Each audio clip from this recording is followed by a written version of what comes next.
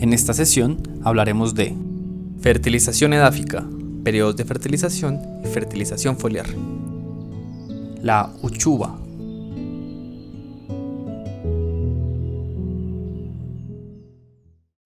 Muy buenos días, mi nombre es Diego Alejandro López, yo soy ingeniero agrónomo del proyecto de frutas y hortalizas de exportación de la Gobernación de Cundinamarca y la empresa LST.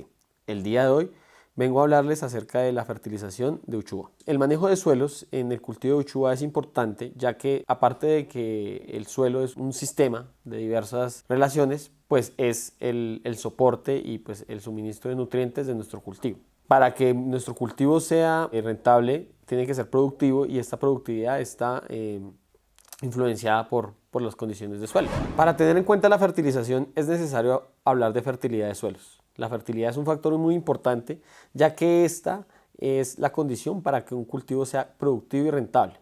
No obstante, un suelo fértil no siempre es un suelo productivo, ya que existen otras propiedades del suelo que pueden influenciar, digamos, la toma de nutrientes de la planta. Factores como pueden ser luz, la temperatura, la aireación, el drenaje, incluso los microorganismos fitopatógenos, entre otros factores. En cuanto a los nutrientes, es necesario tener un balance dinámico dentro del suelo. Los nutrientes están dispuestos en la fase soluble del suelo y la fase soluble del suelo tiene contacto con las raíces para que puedan absorber estos nutrientes. Esto, como al estar en la fase soluble del suelo, puede estar influenciado por varios fenómenos de pérdida, como pueden ser la lixiviación o la erosión. Entonces, efectivamente, el suelo, digamos, es un sistema muy dinámico en el cual cualquier cambio de un factor externo puede influenciar directamente sus condiciones de fertilidad. Por eso deben ser monitoreados y reintegrados para hacer un balance sostenible. Es decir, la fertilización no es más que el aporte de nutrientes a la solución del suelo, teniendo en cuenta las pérdidas que éste puede tener. Algunos nutrientes pueden ser significativamente retenidos por ciertas arcillas, caso como el fósforo y el potasio, y esto hace que de pronto puedan estar no disponibles para la planta o disponibles según sea la naturaleza de la arcilla. Generalmente, digamos, como el suelo tiene una gran cantidad de microorganismos y de otros factores vivos, como pueden ser insectos, artrópodos, esto hace que en esa dinámica haya inmovilización de algunos nutrientes o liberación de otros. Es decir, la interacción entre microorganismos y suelo se presenta en algunas ocasiones favoreciendo o desfavoreciendo en este caso el cultivo. El balance nutricional en un cultivo no es estable. No podemos determinar una fórmula mágica para definir cómo tenemos que fertilizar nuestro cultivo, porque este está dependiente de las condiciones particulares de la zona de producción donde estemos implementando nuestro cultivo. Por ende, digamos que lo primero que hay que hacer respecto al conocimiento de nuestro cultivo es el tema de conocerlo a fondo.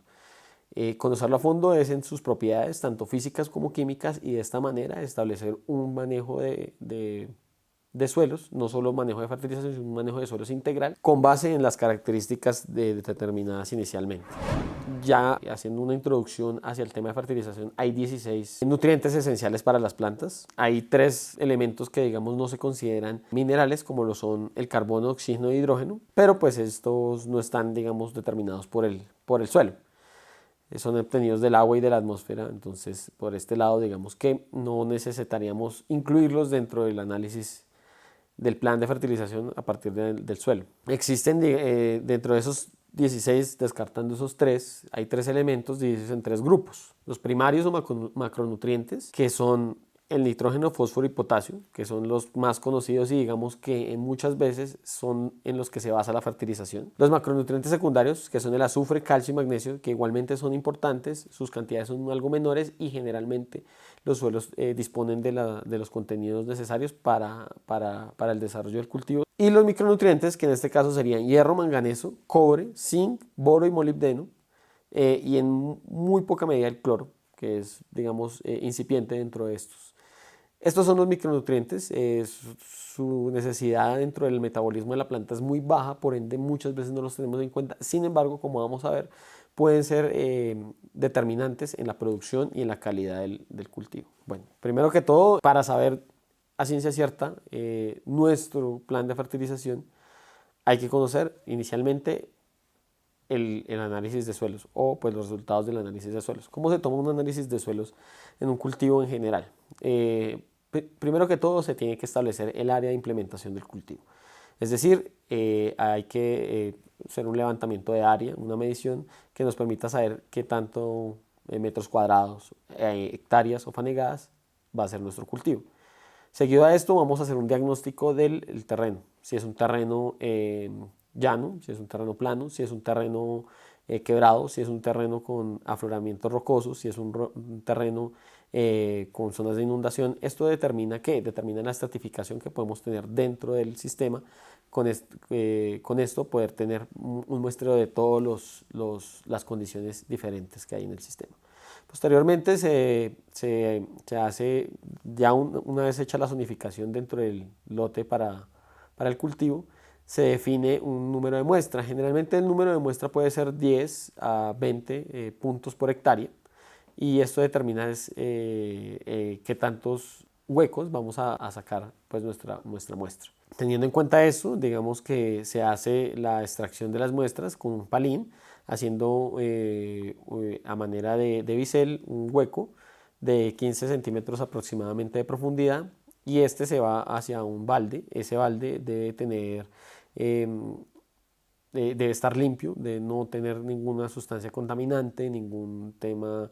Generalmente uno usa los de pintura, hay que extraer todos los residuos del contenido de estos y hacer un buen lavado. Ya cuando se hace un buen lavado se integra la submuestra y así durante todos los puntos hasta que tengamos, digamos, la muestra representativa de todos los puntos. Una vez realizado esto, se llega a un sitio, puede ser en concreto, puede ser en plástico, donde podamos depositar toda la mezcla de los diversos muestras obtenidas y se hace una homogenización de esa muestra con el mismo palín que usamos para la extracción de la muestra de análisis de suelos. Una vez hecho esto, se hace la regla de los cuartiles, es decir, la mezcla se divide en 4 y se selecciona una parte y esa parte se divide en 4 hasta que obtengamos un kilogramo de suelo. Esa va a ser nuestra muestra de suelos que se va a enviar al laboratorio. Tener en cuenta todos los elementos con los que entre en contacto el suelo deben estar limpios, deben estar, no usar desinfectantes tipo cloro, tipo alcohol, porque estos pueden modificar las condiciones químicas del suelo. Entonces es necesario, pues digamos, hacer un buen lavado, pero preferiblemente únicamente con agua. Esto respecto a análisis de suelos. Los análisis de suelos deben hacerse en un laboratorio certificado, un laboratorio confiable y un laboratorio que le pueda a uno otorgar las pruebas a tiempo. Cada una de las muestras de suelo que recibe el laboratorio de LST se recolectan en bolsas selladas como esta, es una bolsa Ziploc en donde se mencionan cada uno de los parámetros que se van a analizar, quién la colecta, cuál es el cliente, los números de contacto, asimismo el cultivo asociado para esta muestra. Posterior a ello, lo que nosotros hacemos es recibirla, registrarla y posterior a ello se saca una porción de este suelo para cada uno de los laboratorios para realizar las diferentes pruebas o análisis físico-químicos. En este caso tenemos un tamizador el cual nos permite separar por granulometría los diferentes tamaños de partículas de estas muestras. Antes de realizar este procedimiento, lo que nosotros necesitamos hacer es secar esta muestra. Nosotros secamos las muestras de 40 a 60 grados Celsius dependiendo del método o el parámetro que nosotros vayamos a determinar en el laboratorio. Posterior al tratamiento térmico de las muestras recibidas, se inspeccionan así. Es un proceso de secado que elimina completamente el agua de la muestra y queda básicamente una agrupación de suelo compacto. Posterior a ello, lo que nosotros tenemos que hacer es tamizarlo con el fin de garantizar que las partículas que nosotros vamos a analizar sean menores al tamaño de 2 milímetros. Entonces, la idea es con un mortero romper y homogeneizar todo lo que es la muestra.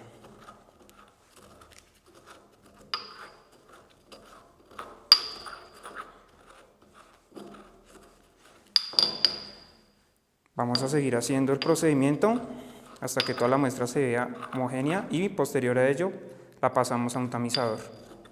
Con el fin de separar el tamaño de partícula que hemos obtenido, vamos a pasarlo por un tamiz estándar 2. Como podemos observar, las partículas que son de tamaño menor o igual a 2 milímetros pasan a través del tamiz, mientras que las que son mayores se quedan encima. Entonces estas que están encima, vamos a volver a ponerlas en el mortero para poder volver a reducirlas. Aquí tenemos algunas de las muestras de suelo ya tratadas, secadas y tamizadas, en donde a simple vista podemos analizar algunos aspectos relevantes. Por ejemplo, en el color del suelo podemos determinar cuáles de ellas tienen mayor cantidad de materia orgánica. Por ejemplo, las que son de color oscuro podemos garantizar que tienen mucha más cantidad de materia orgánica que las que son de color más pálido. Asimismo, podemos definir algunos tipos de textura. Por ejemplo, si vemos este tipo de suelo, podemos ver que es un suelo plástico, es decir, es un suelo que se moldea fácilmente si agregamos agua. Al ser granos tan chiquitos, podemos asumir que este tipo de suelo tiene mayor cantidad de arcilla que los demás que están aquí. Adicional a ello, por el tipo de textura que hemos determinado a cada tipo de suelo, podemos también analizar cuál es la penetración de las raíces en cada tipo de suelo. Por ejemplo, este tipo de suelo, que es más con partículas mucho más gruesas, puede las raíces fácilmente penetrarlas en comparación con suelos en donde la cantidad de arcilla sea mayor. Adicional a ello, podemos también definir que en este tipo de suelo el agua se va a infiltrar mucho más fácil, ya que los poros en este suelo son mucho más abiertos, a comparación de las arcillas en donde el espacio es mucho más reducido. Es decir, en este tipo de suelo podemos tener encharcamientos, mientras que aquí podemos tener lavado de nutrientes y bajo riesgo de salinización. Finalmente, en este tipo de suelo, que ya habíamos explicado anteriormente que tiene mayor cantidad de materia orgánica, podemos asumir que al tener mayor cantidad de materia orgánica puede ser un suelo mucho más óptimo para el crecimiento vegetal de diferentes cultivos, en comparación con estos dos tipos de suelo. Todas las muestras presentan una complejidad que debe representar las situaciones y las condiciones que se encuentran en el campo. Por tal motivo es muy importante la etapa del muestreo para garantizar que los resultados representen el cultivo. Es importante determinar que los parámetros no afecten las mediciones en el transporte y la recepción de las muestras. Las muestras representan también una gran variedad de condiciones propias de los cultivos. En este caso, Cundinamarca tiene una gran variedad de suelos y lo que esto implica es que cada muestra es un desafío analítico totalmente diferente.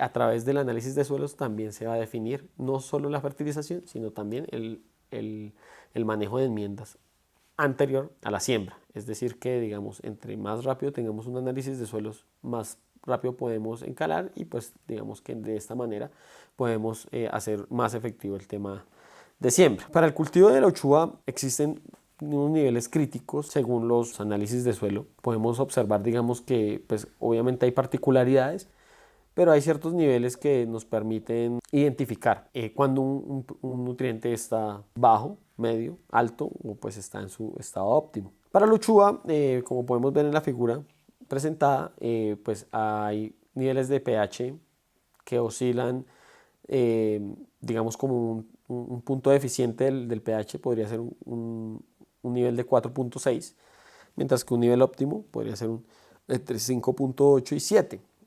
Un nivel de pH de 8.2 es excesivo para el cultivo de la uchuva. Respecto a carbono orgánico, podemos ver que un nivel de 1 en porcentaje de carbono orgánico es bajo, mientras que un porcentaje de 64% es bastante alto. Los puntos, digamos, óptimos se oscilan entre 4 y 16. Con fósforo podemos observar que el nivel deficiente está en 13 partes por millón, mientras que un nivel alto está en 312 partes por millón. El nivel óptimo está entre 52 y 156 partes por millón. En potasio podemos observar que pues, al ser una sal se cambia su unidad a miliequivalentes. En este caso, digamos, el nivel deficiente estaría en 0.24 miliequivalentes y el nivel alto en 1.94 miliequivalentes. Un nivel bajo de 0.48 miliequivalentes y un nivel medio de 0.96. En calcio, el nivel deficiente está en 2 miliequivalentes y el nivel alto está en 16 miliequivalentes. Como podemos observar, la extracción de calcio del cultivo es bastante alta. Y magnesio, finalmente, podemos ver que su deficiencia se presenta por niveles por debajo de 1 miliequivalente y su nivel medio está alrededor de 3, es decir, su óptimo, y pues un nivel alto ya serían 8 miliequivalentes. Estos niveles críticos nos permiten identificar cómo manejar el tema de fertilización, no por cantidades, digamos que el sentido de que si tengo un nutriente en un nivel deficiente, pues es añadir el nutriente, no es necesariamente esto, sino que eso nos permite decir cómo hacer un diagnóstico de cómo está el suelo respecto a la necesidad del cultivo y ahí sí plantear el plan de fertilización. ¿Cómo se plantea el plan de fertilización? Es necesario, digamos, tener en cuenta los niveles de extracción de la planta. ¿Qué es un nivel de extracción? El nivel de extracción es la cantidad que absorbe la planta durante todo el ciclo de cierto nutriente. Generalmente están en unidades de kilogramos por hectárea y a través de este indicador podemos determinar la necesidad de adición de cada nutriente. Una vez determinadas las necesidades de cultivo, sobre el tema de fertilización, los niveles que tenemos que aportar de cada uno de los nutrientes, se determinó la frecuencia de aplicación. En los cultivos de exportación es importante que los elementos estén disponibles en el momento de desarrollo de la planta que lo requiera. Por ejemplo, la necesidad del nitrógeno en Uchuva, en la etapa vegetativa, es más importante que durante la etapa reproductiva y es mucho mayor la necesidad de este nutriente en etapas iniciales. Es por esto que debemos determinar cómo debe ser la frecuencia de aplicación durante todo el ciclo, teniendo en cuenta que estamos hablando de un ciclo de 18 a 24 meses. Entonces, durante el proyecto hicimos una frecuencia bimensual de aplicación edáfica, entendiendo esa aplicación edáfica como aplicación de forma granulada al suelo, ¿sí? Con fertilizantes compuestos granulados, dependiendo también las condiciones de suelo particulares de cada una de las zonas de cultivo. Por ejemplo, digamos en zonas donde la eficiencia de la fertilización iba a ser menor por condiciones climáticas, donde no había una humedad en suelo necesaria y donde la pérdida por lixiviación y por volatilización iba a ser mayor, pues teníamos que hacer fraccionamientos de nutriente en una frecuencia mucho menor. Mientras que en zonas donde hay una alta pluviosidad, donde hay un buen porcentaje de humedad en el suelo, pues podemos distanciar un poco más las aplicaciones de fertilizante. No obstante, digamos, cuando hay un régimen de lluvia muy alto, pueden aumentar también las pérdidas por lixiviación de algunos nutrientes como potasio. Entonces hay que tener en cuenta que digamos que no solo digamos, es la falta de agua en la solución de suelos, sino también el exceso causa pérdidas dentro del sistema productivo. Entonces para esto decidimos que una frecuencia bimensual en aplicaciones granuladas al suelo en forma de corona generalmente se realizó para tener una disponibilidad, digamos, uniforme dentro del sistema radical de la planta. Por otra parte, hay que tener en cuenta que también para generar una disponibilidad continua de los nutrientes hay que hacer aplicaciones directamente a la fase soluble. Lo conocemos como fertilización en drench. Esta fertilización en drench la hacemos generalmente de sustancias que probablemente tengan problemas de pérdida en aplicaciones granuladas, como puede ser potasio, como puede ser el mismo calcio, como puede ser nutrientes como fósforo, que tiene, digamos, problemas de inmovilización dentro de la fase soluble del suelo. Por ende, también podemos aplicarlo directamente en una solución que permita pues, una absorción más rápida. Esta base del drench también es la base de la fertirrigación o fertilización por medio del sistema de riego, que es mucho más eficiente que la fertilización por medio edáfica, por medio de fertilizantes granulados, ya que esta fertilización podemos manejar frecuencias mucho menores, facilita bastante la aplicación, dado que no necesitamos un operario o un jornal para distribuir todo el fertilizante, sino que el sistema va dando digamos, continuamente los nutrientes. Hay que tener en cuenta en la fertirrigación, al ser mayor la frecuencia, la concentración de nutrientes en cada aplicación debe ser menor. No podemos aplicar lo mismo que aplicamos a nivel edáfico con fertilizantes granulados compuestos. Por eso digamos que aumenta la eficiencia, porque a pesar de que la concentración es mucho menor, la disponibilidad del nutriente es mayor debido a cada aplicación. Teniendo en cuenta también, digamos, el tema de los tipos de fertilización que podemos realizar en el cultivo, hay otra aplicación que es complementaria a esta aplicación edáfica. Hay que tener en cuenta que no podemos utilizar la fertilización foliar como única fuente de fertilización, pero en un sistema productivo funciona para corregir algunas deficiencias o como fuente de algunos nutrientes que permitan, digamos, una fácil absorción foliar. Entonces es un suministro complementario de nutrientes, y en el marco del proyecto pues se realizaron aplicaciones con una frecuencia de aplicación cada 20 días. Esto en época seca. ¿Por qué las fertilizaciones foliares adquieren cierta importancia en la época seca? Se debe a que pues, el movimiento de nutrientes en el agua se hace por solución de suelo. Cuando no hay agua, es la planta, digamos, que suspende o tiene que gastar más energía para tomar agua y nutrientes. Por ende, digamos que se va a ver las deficiencias muy notorias en condiciones de déficit hídrico. Por esta razón, digamos que cuando hacemos aplicaciones foliares podemos dar un suministro adicional a la planta que permita que ella metabolice rápidamente, digamos, estos contenidos de los fertilizantes foliares y pueda activar de nuevo la absorción por medio de la raíz. Esto, digamos, son estrategias que pueden ser válidas dentro de la fertilización, pero no podemos depender únicamente de la fertilización foliar como única fuente de fertilización. Cabe la pena resaltar que el mecanismo de entrada de nutrientes en la planta es a través de las raíces, y pues no hacer una aplicación en raíces puede castigar la productividad del cultivo. Las aplicaciones que se realizaron fueron en base de nitrógeno, fósforo y aminoácidos sobre todo. ¿Qué son los aminoácidos? Son la molécula estructural que forma proteínas, ¿sí? En este caso, cuando aplicamos aminoácidos a la planta, generamos un proceso de alivio del estrés, que puede ser hídrico, puede ser por alguna enfermedad.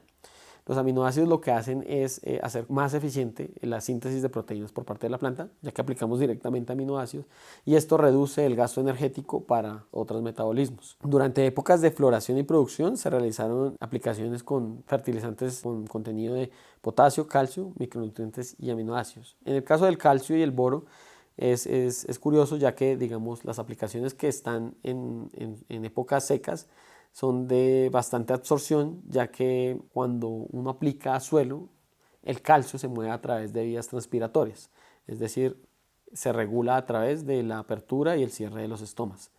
Cuando estamos en déficit hídrico, la actividad estomática se reduce bastante, cerrando, digamos, los estomas para conservar el estatus hídrico de la planta, lo cual hace que la toma de calcio, a pesar de que esté disponible en suelo, sea nula. Por este motivo, digamos, unas aplicaciones de calcio en época seca son muy funcionales y permiten que la planta, a pesar de que no tiene la misma tasa de absorción que por raíz, tome una fuente significativa de calcio a través de las hojas respecto a fertilización foliar. Una vez ya hemos determinado nuestro plan de fertilización y estamos ejecutándolo en nuestro cultivo, hay diversos indicadores que permiten observar si hay efectividad o eficiencia, digamos, de este plan de fertilización. Uno de los indicadores es la identificación de deficiencias dentro del cultivo.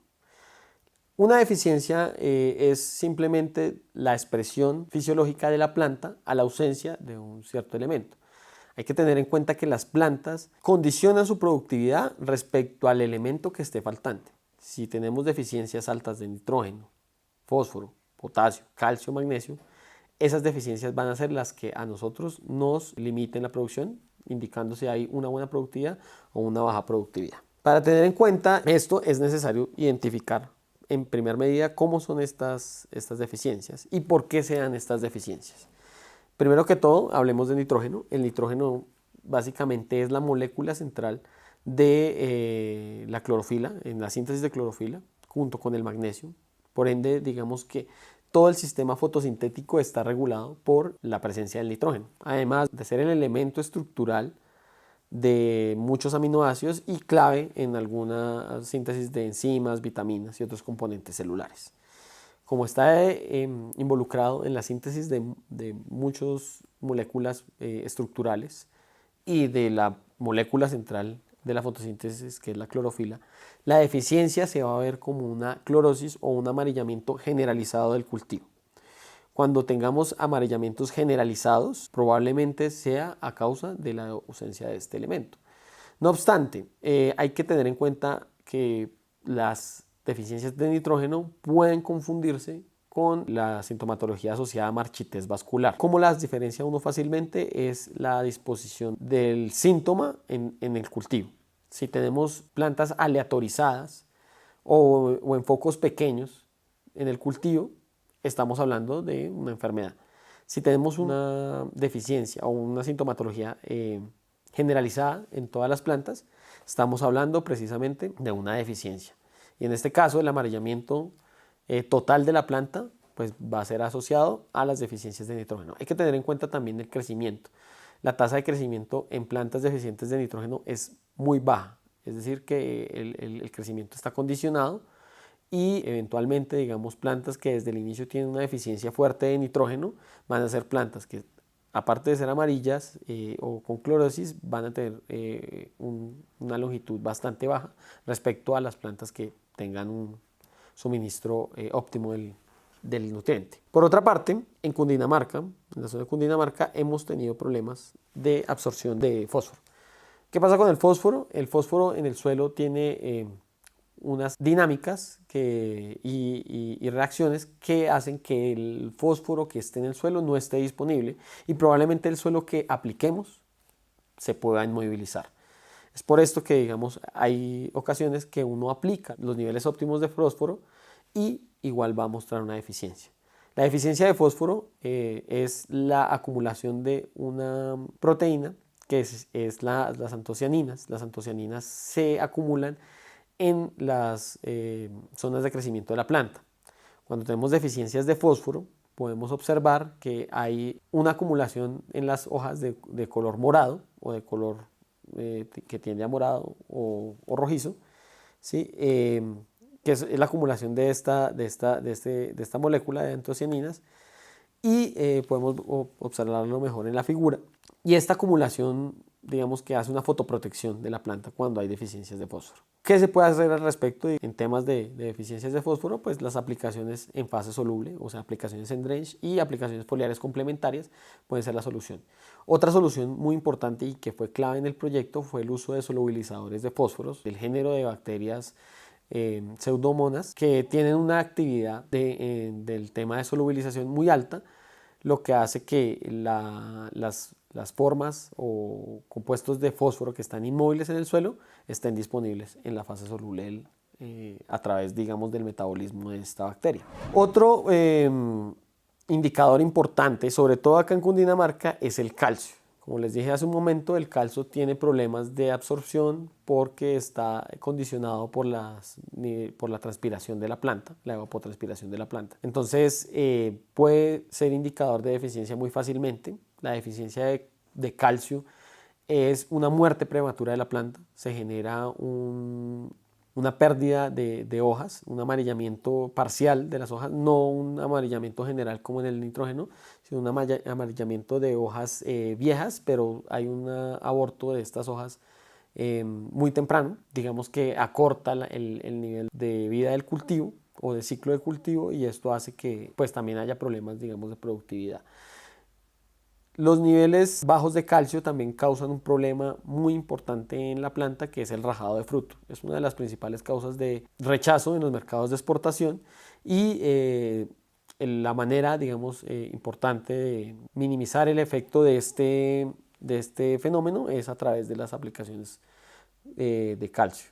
Durante el proyecto, otro indicador que tuvimos fue las deficiencias de magnesio. La deficiencia de magnesio se manifiesta como una clorosis intervenal, indicador que es muy característico de la deficiencia de magnesio y se presenta en hojas viejas, no en hojas nuevas. Cuando la deficiencia se presenta en hojas nuevas y tiene esta condición intervenal, puede deberse a otro elemento que no es magnesio. El magnesio lo presenta en hojas mayores, hojas fotosintéticamente activas, pero se presenta como una clorosis intervenal.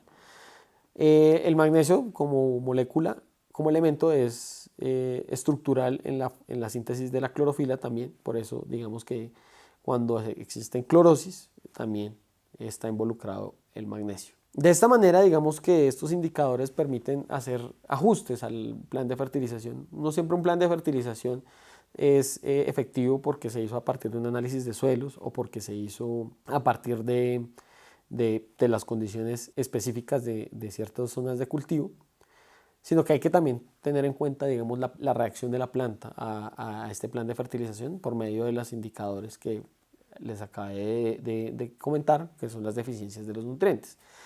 Entonces, para retomar, digamos que hay que tener en cuenta en los planes de fertilización que se deben hacer con las condiciones particulares de cada una de las zonas de cultivo a través del análisis de suelos. Se construye el plan de fertilización por medio de dos factores, que son la aplicación de enmiendas y la aplicación de macro y micronutrientes. Que la aplicación de enmiendas se basa en el cambio de pH para generar un ambiente óptimo químico en la solución del suelo, y que la aplicación de macro y micronutrientes se hace en base de la necesidad de extracción sobre la diferencia que hay en los contenidos de suelo y la eficiencia de toma de estos nutrientes en cada una de las fases de cultivo. Seguido a esto hay que tener en cuenta también la frecuencia de aplicación o fraccionamiento, que debe ser de una manera que esté conectada con la fenología de la planta. Y finalmente, pues durante toda la ejecución del plan de fertilización hay que tener en cuenta los indicadores que nos permiten decidir y tener en cuenta algunas modificaciones que podamos hacerle al plan de fertilización para obtener nuestros niveles de productividad. Finalmente, para el tema de fertilización hay que tener en cuenta que el manejo de suelos debe estar conectado a la conservación de estos, ya que el uso excesivo de fertilizantes de síntesis química puede causar desequilibrios, no solo en la fase de química del suelo, sino también en la fase microbiológica del suelo, causando posibles salinizaciones, pérdida de la fauna y pues de la microfauna del suelo. Y esto, digamos, a largo plazo genera un impacto negativo de los suelos y pues por ende condiciona la productividad de estos. Entonces, pues desde el marco del proyecto de frutas y hortalizas de exportación, recomendamos el uso de materia orgánica para el mejoramiento de la estructura del suelo y como fuente de nitrógeno de disponibilidad continua. También recomendamos el uso de microorganismos eficientes para mejorar también la disponibilidad de nutrientes y no solo, digamos, el uso de fertilizantes de síntesis química como única fuente, digamos, de suministro de nutrientes. Y esto nos lleva a que, digamos, ese uso de fertilizantes de síntesis química debe hacerse de manera responsable y mesurada. No hay que tener la idea en la cabeza de que entre más aplicaciones de fertilizantes esté realizando, más productividad voy a obtener, porque esto no es dependiente únicamente de la planta, sino de muchas condiciones ambientales. La productividad de la planta no es una curva exponencial que entre más aplicaciones de fertilizantes lleve, más va a producir. Sin embargo, hay que hacer unas aplicaciones según la necesidad del cultivo y según la proyección de productividad que tengamos de nuestro sistema productivo. Muchas gracias por la atención. Esto fue todo el capítulo de fertilización. Nos veremos en una próxima jornada. Que tengan un feliz día.